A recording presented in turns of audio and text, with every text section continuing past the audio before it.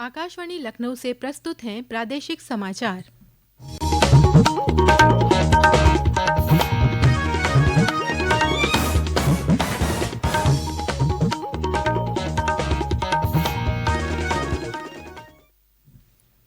मुख्य समाचार।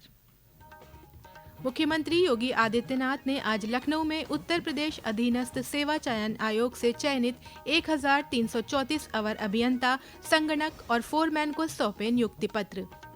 रक्षा मंत्री राजनाथ सिंह आज 3 दिवसीय दौरे पर पहुंचे लखनऊ। कल तीनों सेनाओं के पहले संयुक्त कमांडर सम्मेलन जेसीसी को करेंगे संबोधित। राज्य कर्मचारियों को मानव संपदा पोर्टल पर अपनी संपत्ति का ब्यौरा देने के लिए दिया गया 1 महीने का अतिरिक्त समय। पर्यावरण, वन और जलवायु परिवर्तन मंत्रालय के स्वच्छ वायु सर्वेक्षण 2024 में फिरोजाबाद और रायबरेली को अलग अलग श्रेणी में मिला पहला स्थान। और नोएडा ग्रेटर नोएडा एक्सप्रेसवे के समानांतर बनेगा एक और एक्सप्रेसवे, NHAI ने दी प्रोजेक्ट को मंजूरी।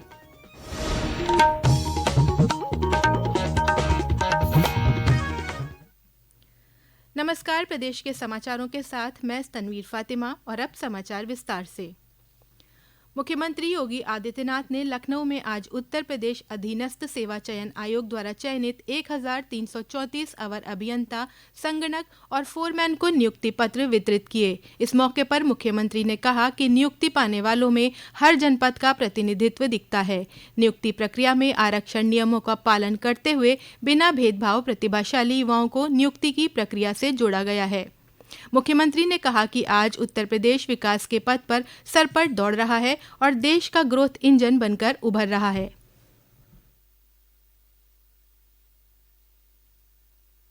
पिछले 7-7.5 वर्ष के अंदर नियुक्ति की जो प्रक्रिया में पारदर्शिता और सुचितापूर्ण तरीके से कार्रवाई आगे बढ़ी है। हम लोग 6.5 लाख से अधिक सरकारी नियुक्ति प्रदेश के युवाओं को देते हैं। इन युवाओं ने अपनी ऊर्जा और प्रतिभा का लाभ प्रदेश को दिया है। आज जब हमारे पास मैन पावर की कमी पूरी हुई तो यही प्रदेश जो देश के विकास का बैरियर माना जाता था, आज सरपट तरीके से दौड़ता हुआ दिखाई दे रहा है। और यही प्रदेश जो बैरियर था, आज देश के विकास का ग्रोथ इंजन बना है। आज से 7.5 वर्ष पहले यह प्रदेश देश की 7वीं बड़ी अर्थव्यवस्था के रूप में जाना जाता था कि आज यही प्रदेश नंबर 2 की अर्थव्यवस्था बन चुका है। मुख्यमंत्री योगी आदित्यनाथ ने आज प्रयागराज में जनपद स्तरीय रोजगार और ऋण मेले में 5000 से अधिक युवाओं को नियुक्ति पत्र वितरित किए। इसके साथ ही 7138 लाभार्थियों को 510 करोड़ रुपए से अधिक के ऋण और 15000 से अधिक युवाओं को टैबलेट और स्मार्टफोन बांटे। इस मौके पर मुख्यमंत्री ने कहा कि सरकार अपने हर दायित्व का निर्वहन पूरी ईमानदारी के साथ कर रही है। जीरो टॉलरेंस नीति के साथ हर बहन, बेटी, नागरिक और व्यापारी को सरकार सुरक्षा प्रदान कर रही है। उन्होंने कहा कि सरकार युवाओं को रोजगार से जोड़ रही है। मुख्यमंत्री योगी आदित्यनाथ ने आज लखनऊ में राष्ट्रीय पोषण माह के अंतर्गत 45 जनपदों के 555 आंगनबाड़ी भवनों का लोकार्पण किया। साथ ही आंगनबाड़ी कार्यकर्त्रियों और सहायिकाओं के बैंक खातों में बीमा प्रीमियम और यूनिफॉर्म के लिए 37 करोड़ 78 लाख रुपए की राशि भेजी। इस मौके पर मुख्यमंत्री ने कहा कि विकसित भारत के लक्ष्य को पूर्ण करने में आंगनबाड़ी कार्यकर्त्रियों की भूमिका अहम है। उन्होंने कहा कि बच्चे स्वस्थ होंगे तभी भारत समृद्ध होगा। 3 दिवसीय दौरे पर आज लखनऊ पहुंचे रक्षा मंत्री राजनाथ सिंह कल लखनऊ में तीनों सेनाओं के पहले संयुक्त कमांडर सम्मेलन जेसीसी को संबोधित करेंगे। देश की सुरक्षा चुनौतियों से निपटने के लिए पहले संयुक्त कमांडर सम्मेलन जेसीसी का आज लखनऊ में chief of defence staff general Anil Chauhan ने उद्घाटन किया। इस अवसर पर chief of defence staff general Anil Chauhan के साथ थल सेना प्रमुख जनरल उपेंद्र द्विवेदी, नौसेना प्रमुख एडमिरल दिनेश कुमार त्रिपाठी और वायुसेना प्रमुख एयर चीफ मार्शल विवेक राम चौधरी भी मौजूद रहे। सम्मेलन में तीनों सेनाओं के अन्य शीर्ष अधिकारियों ने भी भाग लिया। देश में मौजूद सुरक्षा स्थिति और सशस्त्र बलों की रक्षा तैयारी की समीक्षा करते हुए सीडीएस ने विभिन्न क्षेत्रों में एकीकरण को बढ़ाने पर जोर दिया। 3 दिवसीय दौरे के पहले दिन आज रक्षा मंत्री राजनाथ सिंह लखनऊ में सांस्कृतिक संध्या में शामिल हुए। राज्य कर्मचारियों को मानव संपदा पोर्टल पर अपनी संपत्ति का ब्यौरा देने के लिए 1 महीने का और समय दिया गया है। पहले 31 अगस्त तक ये मोहलत दी गई थी और ब्यौरा न देने वाले कर्मचारियों का वेतन रोकने की बात कही गई थी। इस अवधि तक लगभग 2,44,000 कर्मचारियों ने ब्यौरा नहीं दिया था। कर्मचारियों की मांग पर 1 महीने का अतिरिक्त समय दिया गया है। पर्यावरण, वन और जलवायु परिवर्तन मंत्रालय के स्वच्छ वायु सर्वेक्षण 2024 में प्रदेश के कई शहरों ने उत्कृष्ट प्रदर्शन किया है।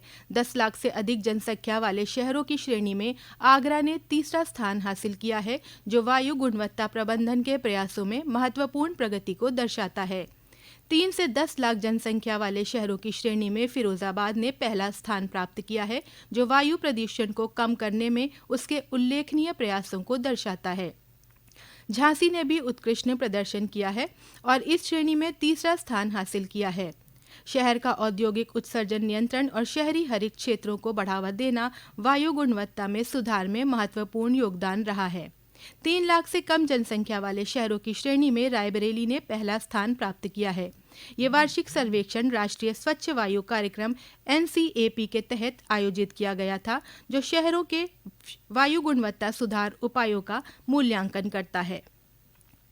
ये समाचार आप आकाशवाणी लखनऊ से सुन रहे हैं। ताज़ा समाचार जानने के लिए आप हमारी वेबसाइट newsonair.gov.in पर लॉगिन कर सकते हैं।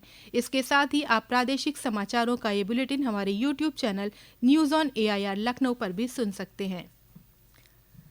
2 सितंबर से 25 सितंबर तक भाजपा अपने सदस्यता अभियान के प्रथम चरण के बाद 10 अक्टूबर से दूसरे चरण की शुरुआत करेगी। उप मुख्यमंत्री ब्रजेश पाठक ने आज लखनऊ में भाजपा के सदस्यता अभियान के आगामी चरणों की जानकारी दी। श्री पाठक ने बताया कि दूसरा चरण 10 अक्टूबर से 15 अक्टूबर तक चलाया जाएगा। 11 से 17 सितंबर तक घर घर जाकर भाजपा कार्यकर्ता लोगों को सदस्यता अभियान के लिए संपर्क करेंगे। दूसरे चरण के तहत 10 अक्टूबर से 31 अक्टूबर तक सक्रिय सदस्यता अभियान होगा। जो भी सदस्य इस दौरान 100 साधारण सदस्य बनाएगा, उसे सक्रिय सदस्य के रूप में सदस्यता मिलेगी। वहीं हर रविवार को भाजपा अटल सदस्यता अभियान मनाएगी। इस दिन पार्टी के सांसद और विधायक कम से कम 20 लोगों को भाजपा का सदस्य बनाएंगे।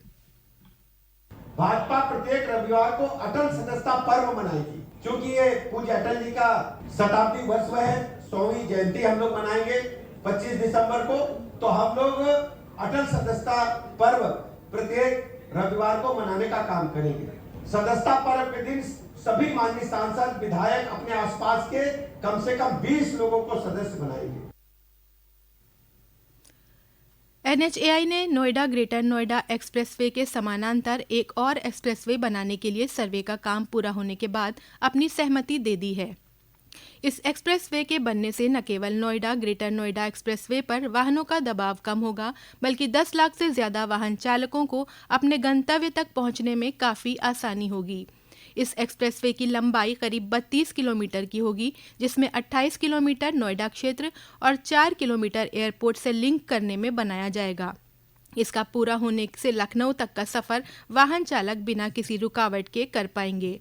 NHAI ने पुस्ता रोड समेत अन्य विकल्पों पर सर्वे कर अपनी रिपोर्ट बना ली है। नोएडा प्राधिकरण के CEO के मुताबिक NHAI की सहमति मिलने के बाद अब एक कंपनी को हायर करके दोबारा सर्वे कराया जाएगा, ताकि DPR तैयार कर काम को शुरू किया जा सके। इस प्रोजेक्ट को बनाने में करीब 2 से 2.5 हजार करोड़ रुपए का खर्च होगा।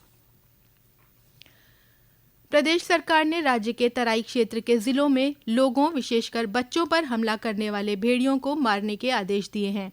पीलीभीत जिले में समीक्षा बैठक के बाद पत्रकारों से बातचीत करते हुए प्रदेश के वन एवं पर्यावरण मंत्री अरुण सक्सेना ने कहा कि सरकार ने आदेश जारी कर दिया है कि अगर वन विभाग की टीमें भेड़ियों को पकड़ने में विफल रहती हैं तो उन्हें मार दिया जाए। वन विभाग की टीमों ने ड्रोन कैमरों के जरिए कैद किए गए 6 भेड़ियों में से 4 को पकड़ने में कामयाबी हासिल की है। बाकी 2 भेड़ियों की तलाश में 20 से ज्यादा टीमें लगाई गई हैं, जो बहराइच, लखीमपुर खीरी और दूसरे प्रभावित इलाकों के जंगलों में सर्च अभियान चला रही हैं। और अंत में मुख्य समाचार एक बार फिर। मुख्यमंत्री योगी आदित्यनाथ ने आज लखनऊ में उत्तर प्रदेश अधीनस्थ सेवा चयन आयोग से चयनित 1334 अवर अभियंता, संगणक और फोरमैन को सौंपे नियुक्ति पत्र। रक्षा मंत्री राजनाथ सिंह आज 3 दिवसीय दौरे पर पहुंचे लखनऊ। कल तीनों सेनाओं के पहले संयुक्त कमांडर सम्मेलन जेसीसी को करेंगे संबोधित। राज्य कर्मचारियों को मानव संपदा पोर्टल पर अपनी संपत्ति का ब्यौरा देने के लिए दिया गया 1 महीने का अतिरिक्त समय। पर्यावरण, वन और जलवायु परिवर्तन मंत्रालय के स्वच्छ वायु सर्वेक्षण 2024 में फिरोजाबाद और रायबरेली को अलग अलग श्रेणी में मिला पहला स्थान। और नोएडा ग्रेटर नोएडा एक्सप्रेसवे के समानांतर बनेगा एक और एक्सप्रेसवे, NHAI ने दी प्रोजेक्ट को मंजूरी। प्रादेशिक समाचारों का ये बुलेटिन यहीं समाप्त होता है। नमस्कार।